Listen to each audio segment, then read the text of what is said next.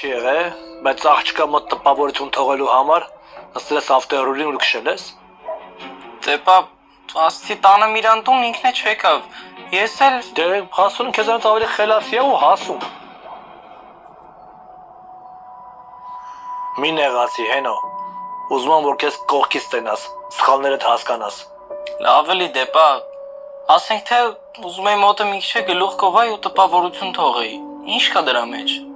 Եթե պետք է աղջկա վրա մեքենայով տպավորություն թողես, ուրեմն ձեր հարաբերության մեջ մի բան սխալ է։ Չէ պապ, տենց չի։ Այսօր սաղե նայում են բռնածդ հեռախոսին, հակածդ շորերին, քշածդ ավտոին։ Էդ ով չի նայում որ։ Լսի հենո, քեզ պետք է աղջիկ, որ ընկերություն անի քո հետ, ոչ թե ավտոյիդ։ Լավ էլի պապ, արդեն վիրավորում ես։ Ուրեմն վիրավորվի, որ գլուխդ մտնի, որ հասկանաս, այս կյանքում ավելի կարևոր արժեքներ կան, ոչ թե։ Հենո, այսօր մենակ կարաս քո դիմացինին զարմացնես քո մարդ տեսակով, ուրիշ ոչ մի բանով։ Լավ էլի պա։ Մինչև չտենան ինչ ունես ոչ մեկը չի ուզենա ծանոթան արժեքներիդ հետ։ Այս ձեր թվերը չի է, որ մի հատ վարդով կայանաս հետը գնաս մարոժնի ուտես հետ գաս ու այդքանը հերիք լինի։ Թիվ ինչ կապ ունի։ Այսօր այդ ավտոն կա, վաղը կարա չլինի։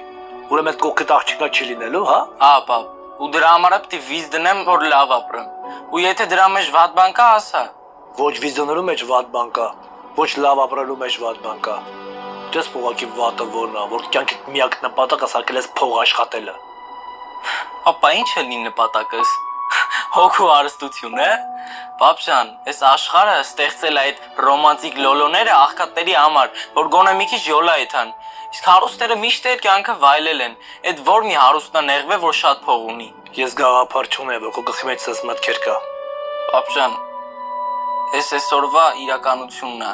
Դրա համար ես պետք է ամեն ինչ անեմ, որ դու այդ իրականության մաս չդառնաս։